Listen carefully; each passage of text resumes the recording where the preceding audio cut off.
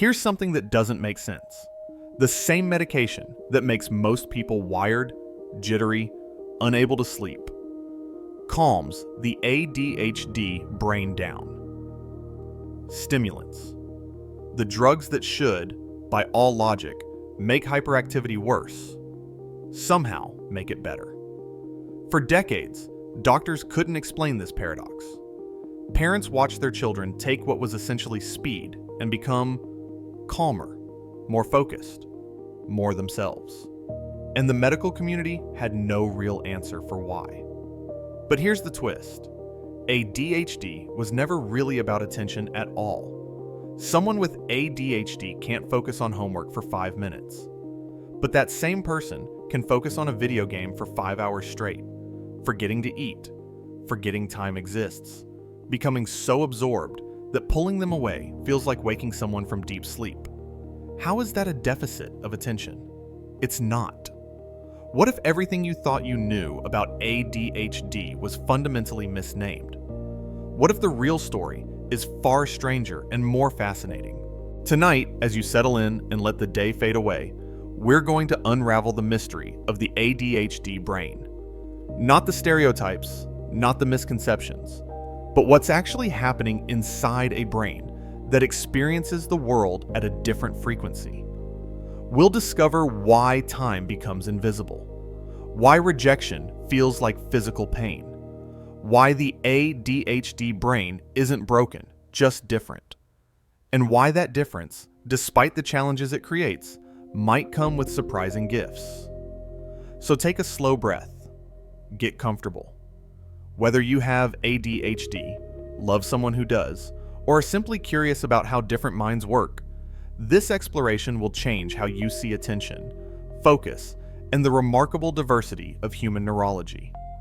The ADHD brain isn't suffering from too little attention. It's drowning in too much of everything, all at once, with no reliable way to sort what matters from what doesn't.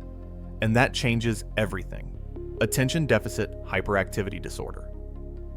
Even the name carries assumptions. A deficit. Something lacking. But ADHD isn't about attention at all. It's about dysregulation. ADHD is a neurodevelopmental condition affecting how the brain develops and how regions communicate. It's characterized by persistent patterns of inattention, hyperactivity, and impulsivity that interfere with functioning. But these clinical words don't capture what's actually happening beneath the surface. The story goes back to 1798, when Scottish physician Sir Alexander Crichton described patients who couldn't focus like others. In 1902, British pediatrician Sir George Frederick Still lectured about children struggling with attention, calling it an abnormal defect of moral control. The moral judgments of that era showing through. For decades, ADHD went by various names: hyperkinetic reaction of childhood, minimal brain dysfunction. Many assumed brain damage without evidence. Not until 1980 did the DSM-3 call it attention deficit disorder.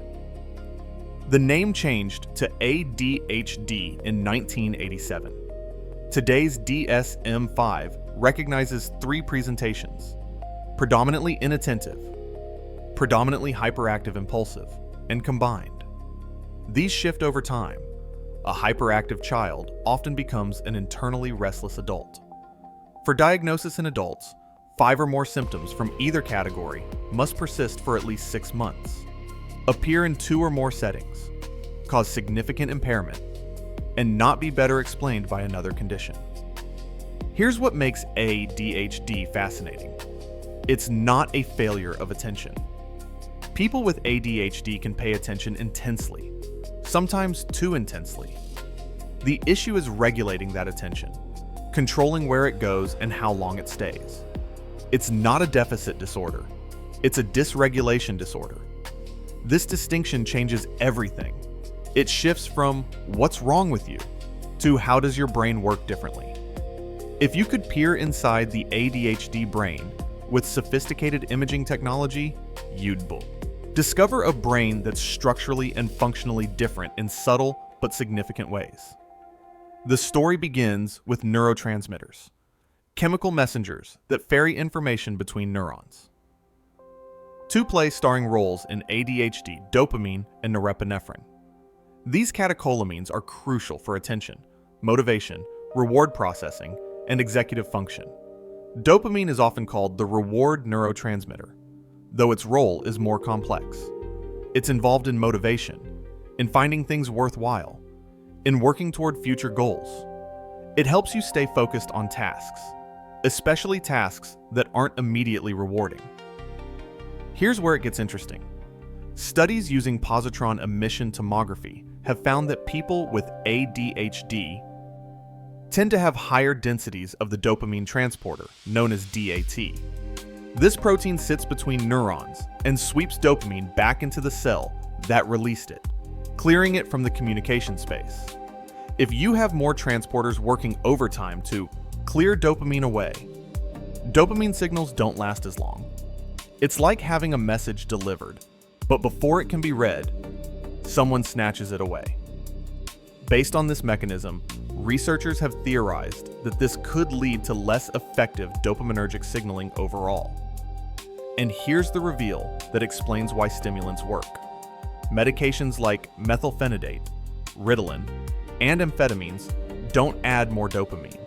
Instead, they block those overactive dopamine transporters. By preventing dopamine from being swept away so quickly, these medications allow it to remain in the synapse longer. They're not stimulating you with more chemical. They're letting your existing dopamine actually finish delivering its messages. This is why a stimulant calms the ADHD brain. It's not adding chaos. It's allowing the signal to get through. But dopamine is only part of the story. Norepinephrine, synthesized from dopamine, is crucial for alertness, arousal, and maintaining focus. It modulates activity in the prefrontal cortex, that evolutionarily recent region responsible for executive functions. The prefrontal cortex is where self-regulation happens. It's the control center that allows you to plan, organize, inhibit impulses, and work toward long-term goals. Brain imaging studies consistently show that the prefrontal cortex in people with ADHD shows reduced activation during tasks requiring executive control. Neuroscientist Russell Barkley describes ADHD in terms of two key neural circuits. The first, the what circuit, runs from the prefrontal cortex to the basal ganglia. This circuit is linked to working memory, the ability to hold information in mind and use it to guide behavior. It's what allows what you think to guide what you do. The second circuit, the when circuit, connects the prefrontal cortex to the cerebellum. This circuit is responsible for the temporal aspects of behavior, the sequence of actions, the timeliness of responses. When this circuit isn't functioning optimally, you get problems with time management, with gauging how long things take, with sensing the passage of time itself. Both circuits rely heavily on dopamine and norepinephrine. When catecholamine signaling is disrupted, these circuits don't coordinate effectively. Working memory becomes less reliable. Time perception becomes distorted. The ability to inhibit impulses weakens. What emerges is a picture of a brain that's not damaged or deficient, but one that operates with a different neurochemical balance. The circuits are there. The structures are intact. But the signaling is different, and that difference cascades into observable behavior. Think of it less like running out of fuel, and more like having a radio that keeps changing stations before you can hear the whole song. Imagine an air traffic control tower at a busy airport. Controllers coordinate dozens of planes, managing takeoffs and landings, monitoring weather, ensuring safety. They hold multiple pieces of information in mind simultaneously, switch between tasks seamlessly, inhibit automatic responses, and plan several moves ahead. This is what executive functions do in your brain. They coordinate and regulate all other cognitive processes to help you achieve goals. And in ADHD, This control tower operates with persistent challenges. Executive function isn't a single thing, it's a collection of cognitive processes. Researchers propose 3 core components: working memory, inhibitory control, and set shifting. Each is affected in ADHD.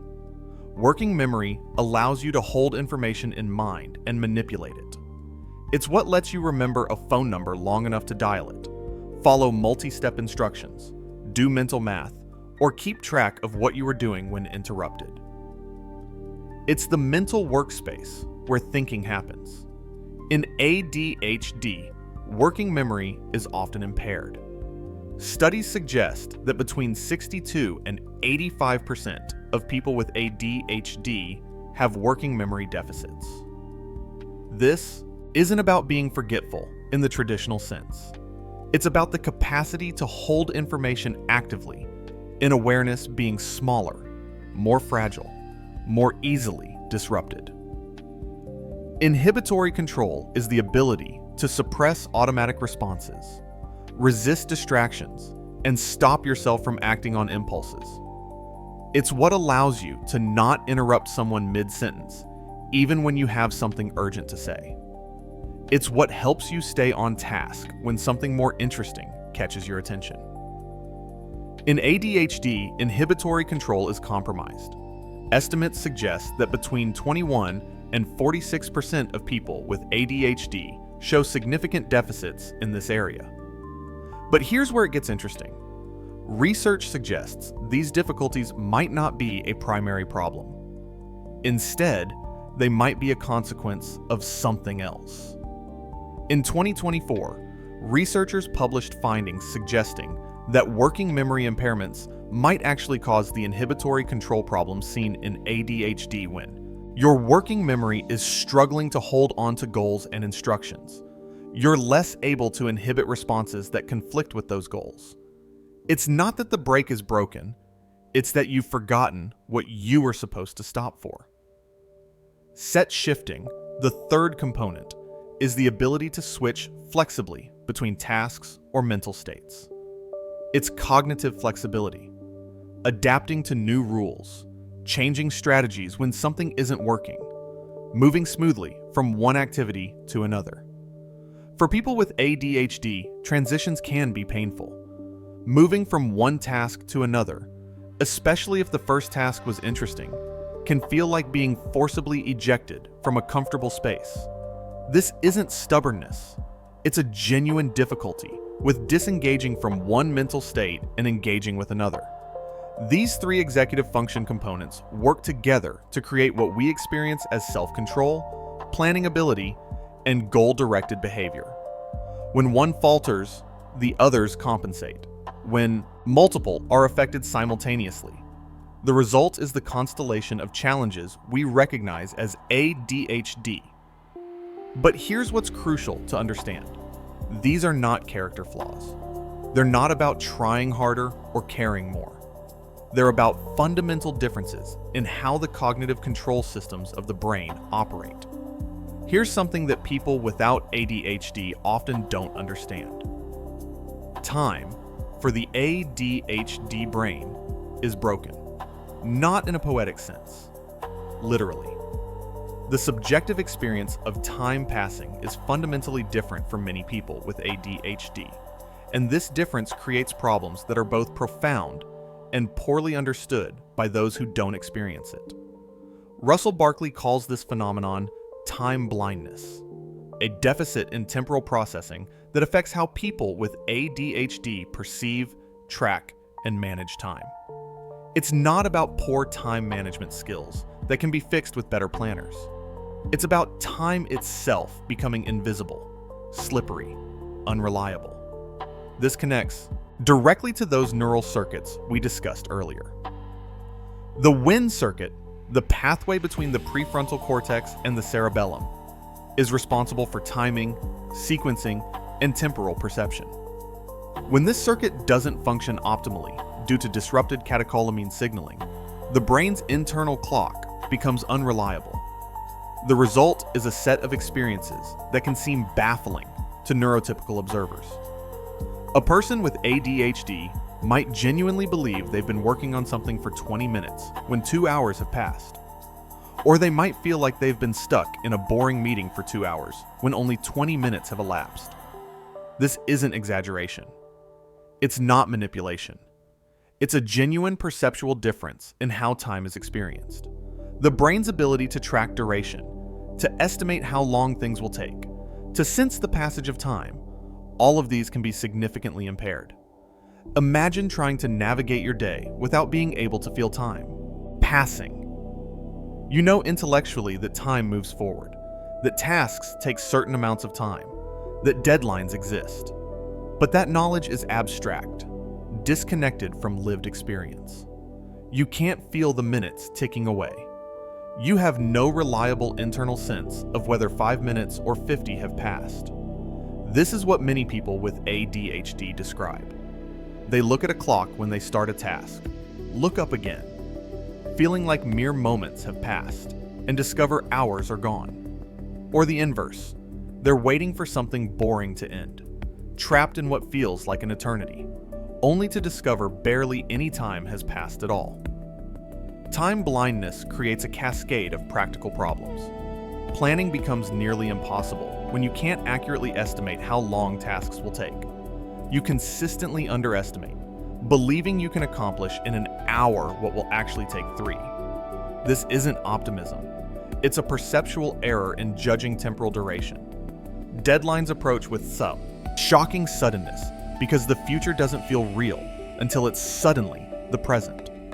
A project due in 2 weeks might not trigger any sense of urgency until the night before. Not because someone doesn't care, but because 2 weeks away lives in the abstract not now category that doesn't create the same neurological pressure as immediate demands. Being on time becomes a constant struggle, requiring elaborate systems of external aids, multiple alarms, calendar notifications, reminders from other people, because the internal sense of time passing can't be trusted. Someone with ADHD might genuinely intend to leave in 10 minutes, but without setting a timer, 10 minutes could become 30, without any conscious awareness of the passage of time. And here's a fascinating reveal. Medication can help with this. When stimulant medications improve dopamine signaling in the relevant neural circuits, many people report that time suddenly feels normal. That slippery, unpredictable, quality resolves. The passage of time becomes trackable again.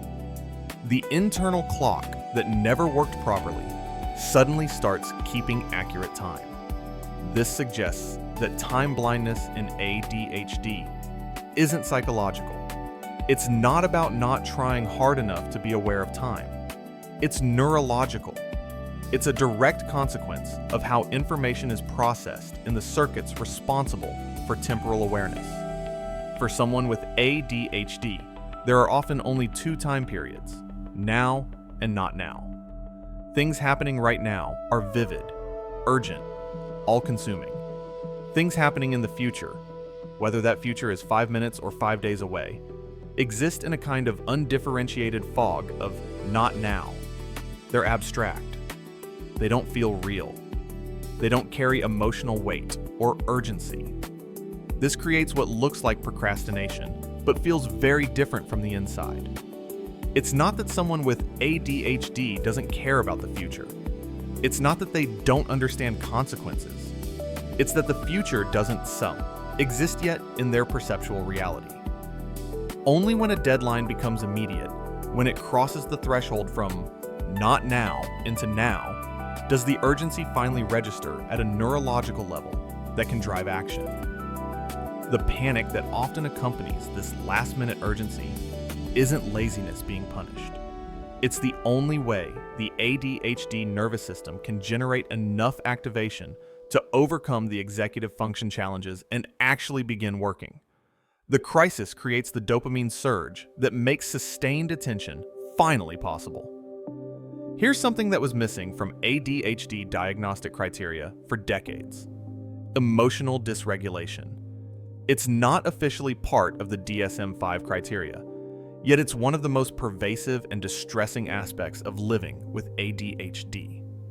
Emotional dysregulation in ADHD means that emotions feel more intense, arrive more quickly, and are harder to manage than in neurotypical individuals. It's not about having emotions. Everyone has emotions. It's about the regulation of those emotions, the ability to modulate their intensity, to experience them without being overwhelmed. For many people with ADHD, emotions arrive with startling intensity and immediacy. Something frustrating happens, and within seconds, the frustration has escalated to rage. Something sad triggers a grief that feels bottomless. Something exciting creates euphoria that obliterates all judgment and caution. The emotional response isn't proportional to the trigger. Small setbacks can feel catastrophic. Minor criticisms can trigger profound shame. Positive feedback can create elation that seems excessive to observers. This isn't melodrama, it's neurology. The same prefrontal cortex systems involved in regulating attention and impulses are also involved in regulating emotions. When those systems are compromised due to disrupted catecholamine signaling, emotional regulation suffers alongside attention regulation. But there's something even more specific that many people with ADHD experience, something that until recently had no official name in clinical literature: rejection, sensitive dysphoria, or RSD. RSD, a term coined by psychiatrist William Dodson, describes an extreme emotional sensitivity to perceived rejection, criticism, or failure. It's not social anxiety, though it can look similar. It's not thin skin or being overly sensitive. It's an overwhelming emotional response to the possibility of not meeting expectations, disappointing someone, or being rejected. Here's the statistic that surprises people.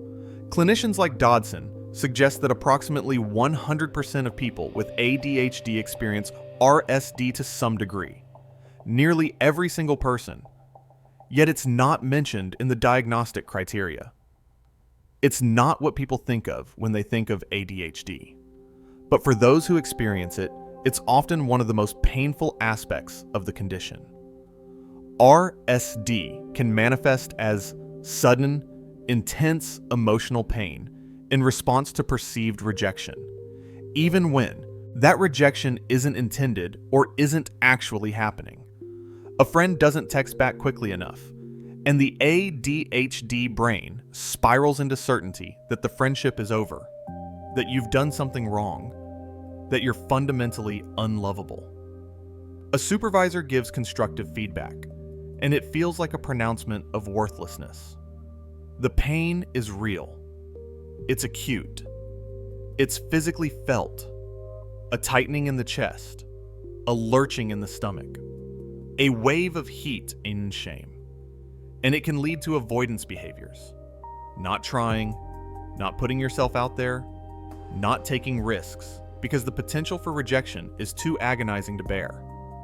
Some researchers theorize that RSD might be related to the same emotional dysregulation mechanisms. That when the emotional response system is already running hot and lacking regulatory control, rejection triggers an outsized response. Others suggest it might be learned, a consequence of growing up with undiagnosed ADHD and experiencing repeated criticism, failure, and actual rejection.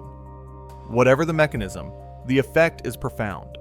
RSD can prevent people from pursuing opportunities, damage relationships, and create a constant underlying anxiety about social interactions. Here's something most people don't know. For every woman diagnosed with ADHD in childhood, roughly 3 boys receive the same diagnosis. But by adulthood, that ratio becomes nearly equal. What happened to all those women with ADHD during childhood? They were there. They were struggling. They just weren't recognized. ADHD in women and girls has been historically underdiagnosed, misdiagnosed, or diagnosed much later than in males. The reasons for this are multiple and interconnected. rooted in both biological differences and cultural expectations. First, girls with ADHD are more likely to present with predominantly inattentive symptoms rather than hyperactive impulsive symptoms. They're the daydreamers, not the disruptors. They're spacing out in class, not bouncing off the walls.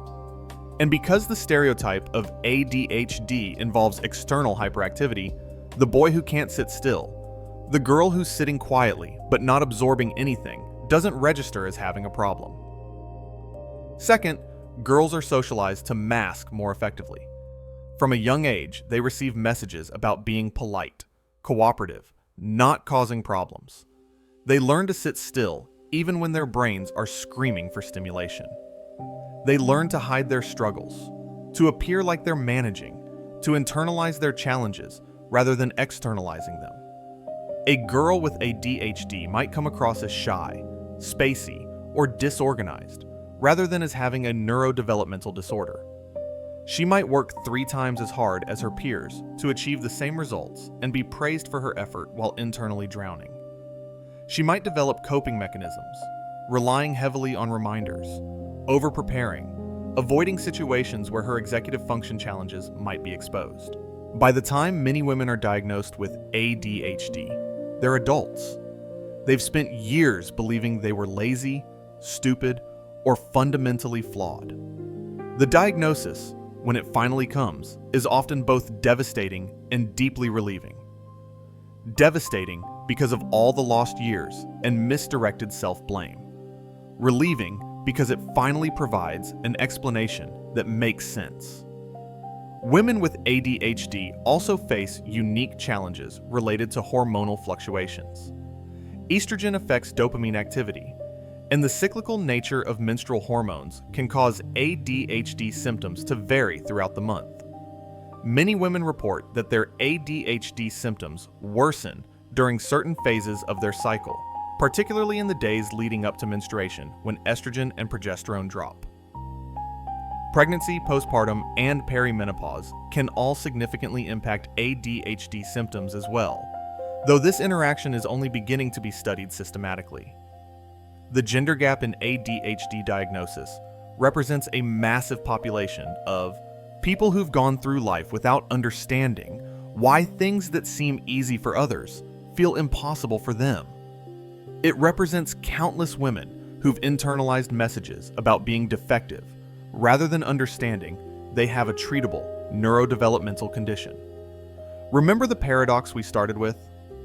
Someone with ADHD can't focus on homework for 5 minutes, but can focus on a video game for 5 hours. This is the key to understanding what ADHD really is.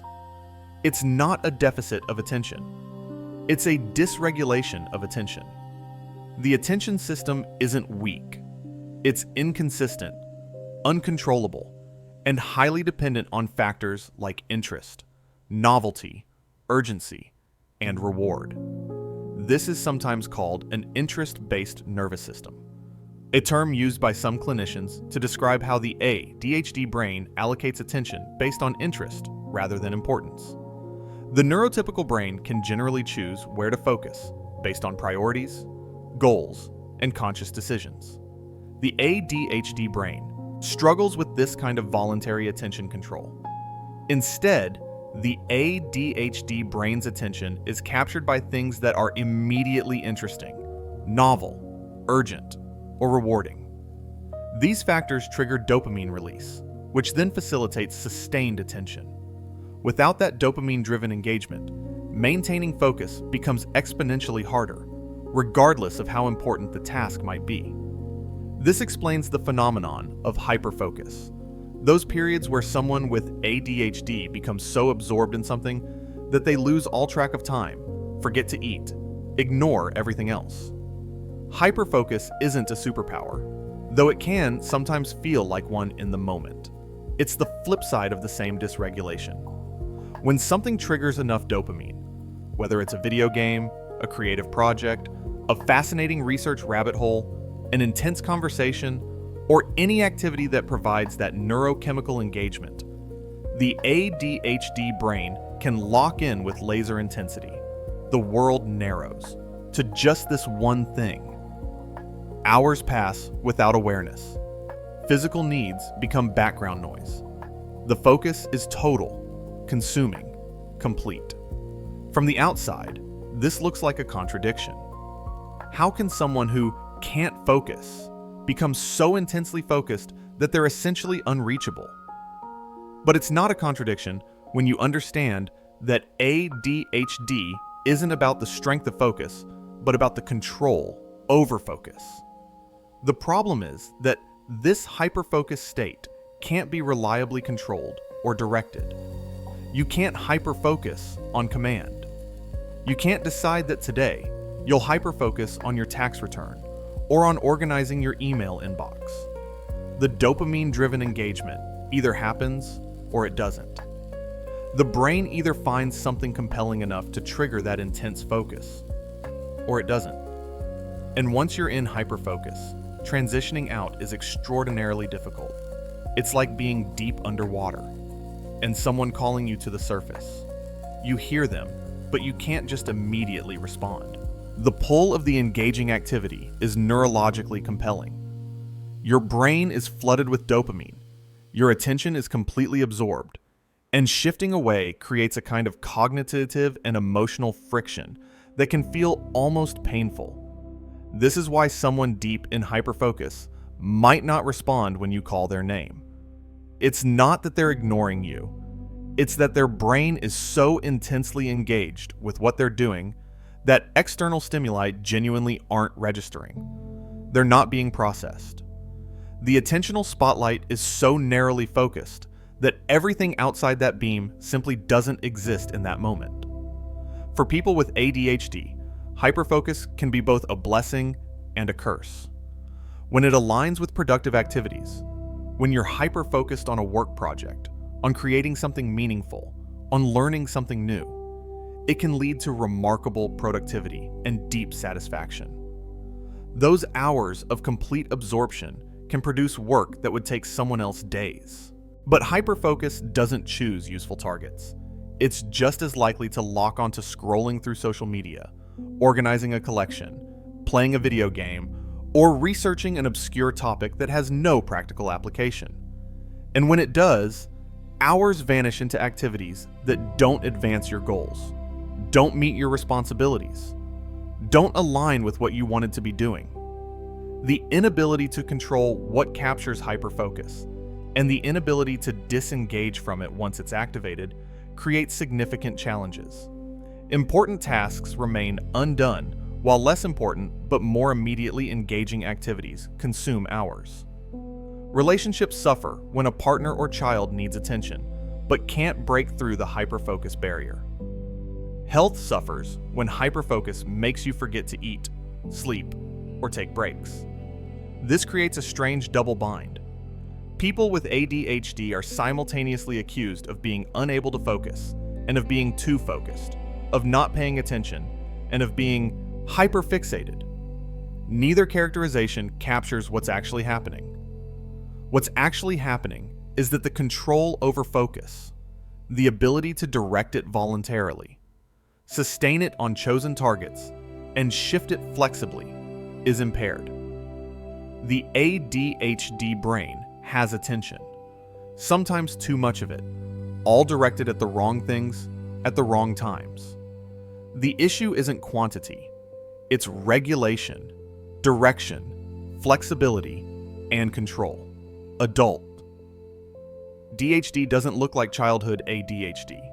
The hyperactive child running laps around the classroom becomes the restless adult with racing thoughts who can't sit through a movie. The impulsive teenager becomes the adult who interrupts conversations without meaning to, who makes hasty decisions, who speaks before thinking through consequences. The inattentive student becomes the employee who misses deadlines despite working harder than anyone else, who loses important documents, who walks into rooms and forgets why they're there. In the workplace, ADHD creates specific, persistent challenges. Meeting deadlines requires both time management and future orientation, both affected by time blindness. You know intellectually that the report is due Friday, but Friday exists in the abstract "not now" category until suddenly it's Thursday night and panic finally generates the urgency needed to begin. Staying organized requires executive function that's compromised. Your desk becomes an archaeological record of started projects. Important papers buried under newer important papers.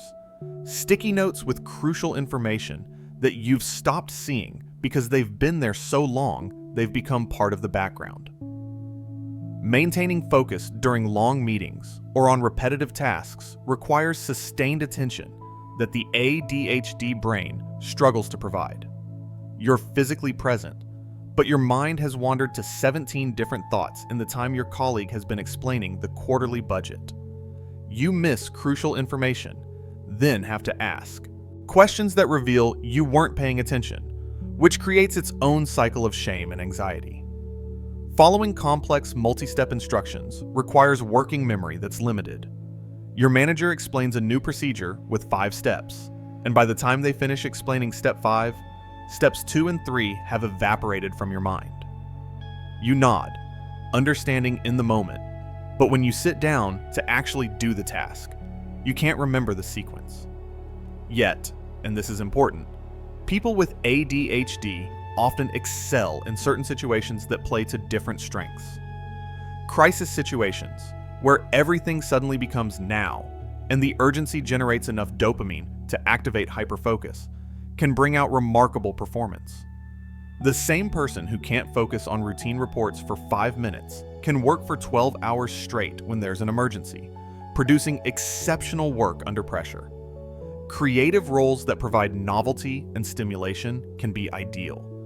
The ADHD brain, with its tendency to make unusual connections and its resistance to conventional thinking, often generates innovative solutions. When a job provides varied tasks, interesting challenges, and the freedom to approach problems from unconventional angles, the ADHD qualities that create challenges in structured environments become genuine assets. Jobs that align with personal interests can unlock incredible productivity. When work itself is inherently engaging, when it triggers that dopamine-driven attention naturally, people with ADHD can be extraordinarily productive, bringing energy and enthusiasm that exceeds their neurotypical peers. Relationships present their own complexities. The emotional dysregulation and rejection-sensitive dysphoria of ADHD can make conflicts more intense and rejection more painful. A minor disagreement can escalate rapidly because emotional regulation is compromised. A partner's frustrated sigh can trigger spiraling thoughts of inadequacy and certainty that the relationship is ending. The time blindness can make someone seem thoughtless or inconsiderate even when they deeply care. You forget your partner's birthday, not because it doesn't matter to you, but because it lived in the not now category until it was suddenly today and too late. You're late to dinner, not because you don't value their time, but because you genuinely lost track of time and believed you had more of it than you did. The attention dysregulation can make partners feel ignored or unimportant when hyperfocus is directed elsewhere. You're intensely focused on a project, and when your partner tries to talk to you, you don't respond. Not because you don't care, but because you genuinely didn't process that they were speaking. Later, you can't remember what they told you, which feels like not caring even though the information simply didn't encode into memory in the first place. But people with ADHD often bring profound gifts to relationships as well. They bring creativity and spontaneity, suggesting unexpected adventures and approaching life with a sense of play. They bring passion and intensity, diving deep into shared interests with enthusiasm that's infectious. They bring empathy, having struggled themselves and developed sensitivity to others' pain. And they can be incredibly present when their attention is engaged, showing an intensity of focus on their partner that feels like being truly, deeply seen.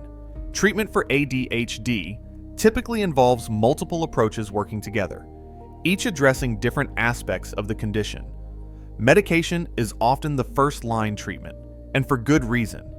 It directly addresses the neurochemical differences at the root of ADHD symptoms. Stimulant medications like methylphenidate, sold under brand names like Ritalin and Concerta, and amphetamines like Adderall and Vivance, work by blocking dopamine transporters, allowing dopamine to remain active longer in the synapse. This mechanism is why stimulants calm the ADHD brain rather than stimulating it. They're not adding chaos, they're fixing a signaling problem. Non-stimulant options like atomoxetine, sold as Strattera, work primarily on norepinephrine systems. Other medications like guanfacine and clonidine, originally developed for blood pressure, affect both norepinephrine and other neurotransmitter systems. Some people respond better to stimulants, others to non-stimulants, and finding the right medication often requires some trial and error. These medications can significantly improve executive function, making it easier to plan, organize, and follow through.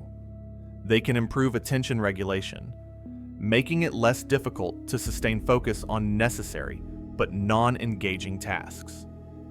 They can improve emotional regulation, reducing the intensity and reactivity of emotions. And remarkably, they can even improve time perception, making time feel less slippery and more trackable. But medication isn't magic. It doesn't cure ADHD. It doesn't solve all problems. What it does is provide a neurochemical foundation that makes other interventions more effective.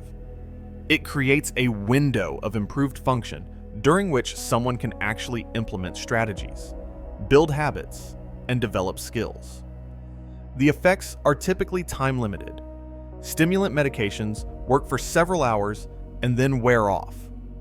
This means dosing schedules need to align with when focus is needed, and the challenges return when medication isn't active. It's more like wearing glasses than curing vision problems. The support is there when you're using it, gone when you're not. Therapy, particularly cognitive behavioral therapy adapted specifically for ADHD, helps develop coping strategies and address the emotional impact of living with undiagnosed or poorly managed ADHD for years. CBT for ADHD focuses on practical skills, breaking large tasks into smaller steps, using external aids to compensate for working memory limitations, developing routines to reduce the cognitive load of decisions, challenging negative thought patterns that developed from years of struggle and perceived failure. Therapy also addresses the emotional scars that often accompany ADHD. Years of hearing that you're lazy, irresponsible, not trying hard enough, not living up to your potential. These messages accumulate into deeply ingrained beliefs about self-worth. Therapy can help unpack and challenge these internalized narratives, replacing them with more accurate understanding. You're not lazy. You have a neurodevelopmental condition that affects executive function. Coaching, distinct from therapy, focuses on practical strategies and accountability. An ADHD coach helps identify specific challenges, develops systems that work with your brain rather than against it, and provides regular check-ins that create external structure. Where therapy addresses emotional healing, coaching addresses practical implementation. Environmental accommodations are crucial and often underutilized. External structure compensates for reduced internal structure. This might mean using multiple calendars with automatic reminders, setting timers for transitions between tasks, using visible cues like sticky notes or phone notifications, keeping frequently lost items like keys in the same designated spot every single time, breaking projects into the smallest possible next action, rather than treating write report as a single task.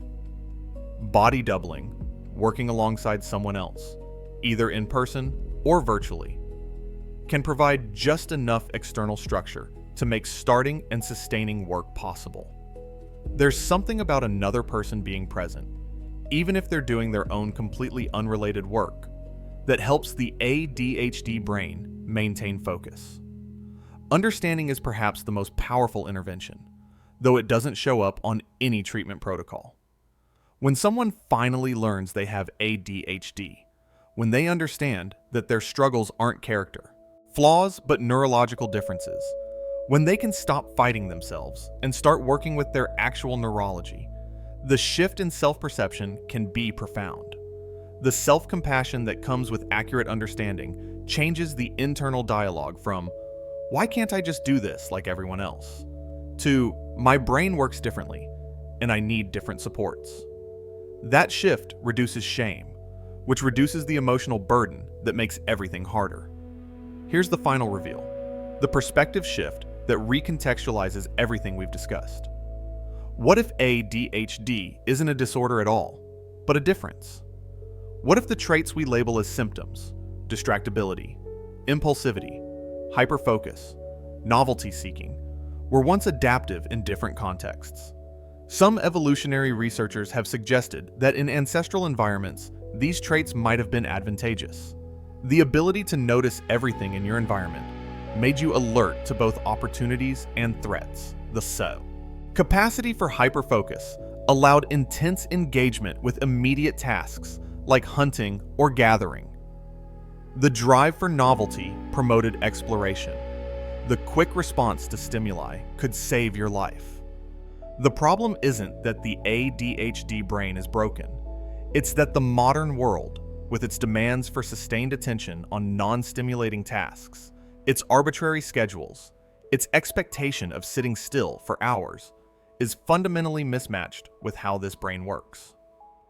ADHD might not be a disorder. It might be a different operating system running in an environment designed for another type of processor. This doesn't mean ADHD doesn't cause real challenges. It absolutely does. But it shifts the frame from deficiency to difference, from broken to divergent. People with ADHD often display remarkable creativity, seeing connections others miss. They show resilience, having navigated a world not built for their neurology. They bring intensity, passion, and out-of-the-box thinking. They can be incredibly intuitive, reading emotional undercurrents others miss. These aren't consolation prizes. They're real strengths that emerge from the same neurological differences that create challenges. The ADHD brain is not a broken version of a normal brain. It's a different architecture, a different way of processing reality. It's a brain where time becomes fluid, where attention flows toward interest rather than importance, where emotions arrive with tidal force, where rejection cuts deeper, where focus can be either impossible or all-consuming. It's a brain that has been misunderstood, pathologized, and judged. But it's also a brain capable of remarkable things: creativity, passion, resilience, insight. Understanding ADHD means understanding that difference doesn't mean deficiency. It means recognizing that brains come in different configurations, each with its own strengths and challenges. It means building a world with space for different neurologies, different ways of being. For those with ADHD, this understanding can transform self-perception from "what's wrong with me" to "how does my brain work and how can I work with it?" That shift, from shame to understanding, from fighting yourself to supporting yourself, is where healing begins. If you found this exploration helpful, consider subscribing for more deep dives into the fascinating diversity of human psychology. Rest well, and remember, your brain isn't broken. It's just different, and different is not less.